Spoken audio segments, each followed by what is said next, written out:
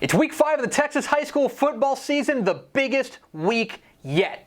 Don't kid yourself, Jimmy. If a cow ever got the chance, he'd eat you and everyone you cared about. We're fixing to pick 'em.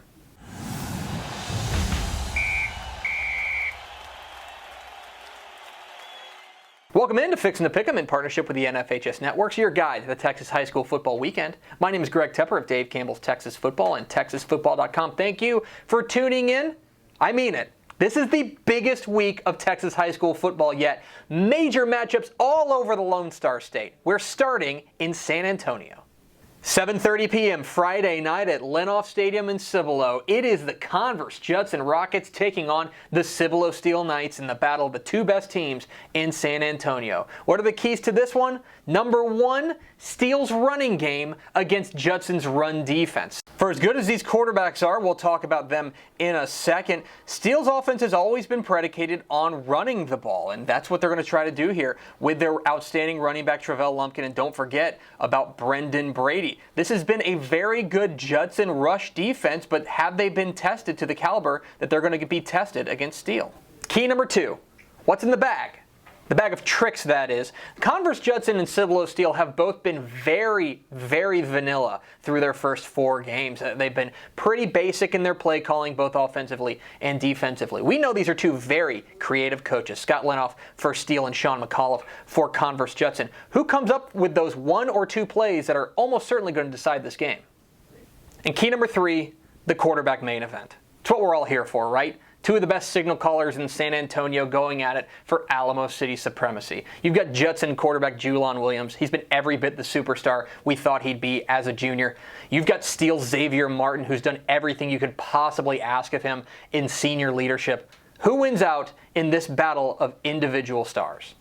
Who am I picking?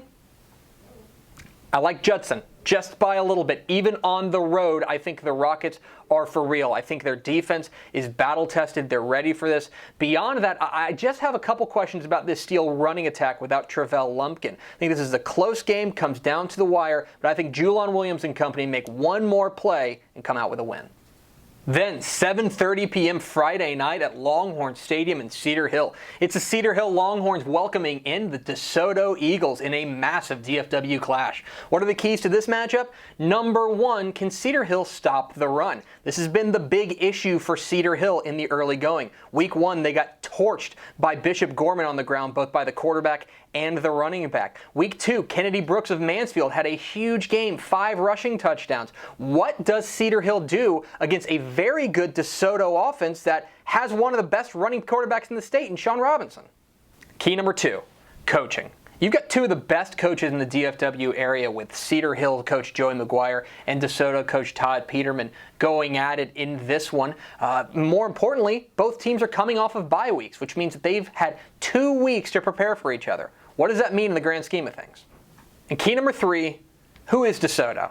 Week 2, they go and they play Denton Geyer and throttle them. DeSoto looked like the best team in 6A against a state-ranked team. The next week, they go on the road to a good, not great Midland team and need a last-second touchdown to win.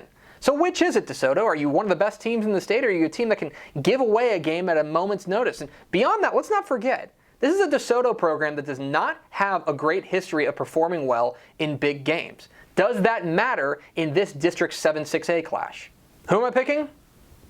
I can't believe I'm saying this, but I think I'm going with DeSoto. I think the Eagles are for real this year, and I know I've fallen for that trap before, but maybe I'm just falling for it again. I think that Cedar Hill's problem stopping the run is a big, big issue. And with Sean Robinson back there running the ball and the DeSoto defense playing up to its capability, I think the Eagles come away with a big win. 7 p.m. Friday night at Sam Vitanza Stadium in Dickinson. It's the Dickinson Gators taking on the Friendswood Mustangs. Battle of Unbeatens here. I think it's going overlooked because of the 2 really high-caliber games at the top of the slate, but this is a really interesting game. I think Friendswood comes away with it based on the play of their quarterback, Tyler Page. Another battle of unbeatens, this one out east, 7:30 p.m. Friday night at Eagle Stadium in Gilmer. It's Harmony taking on White Oak. Tremendous offenses in this one. Who plays a little bit of defense? I think I'm buying into Harmony here. I like the Eagles. And 7:30 p.m. Friday night at Hufford Field in Coleman. It's the Coleman Blue Cats taking on the Clyde Bulldogs. We know the Blue Cats are for real. Coleman's big win over Post convinced me. I still have questions about Clyde. I think we would have gotten big answers for them from last week's game if it hadn't been rained out. But for now, I think that Coleman comes away with a win and moves to 5-0. But those are far from the only big games in Week 5 of the Texas high school football season. Let's get to the lightning round. I like Laredo Nixon to beat Sherilyn Pioneer in the Battle of Amarillo. I like the Sandys to beat Caprock, and I think Newton stays unbeaten with a win over East Chambers. In Austin ISD, I like LBJ to beat McCallum. Give me Beaumont Westbrook to beat Montgomery, and Mart beats Centerville.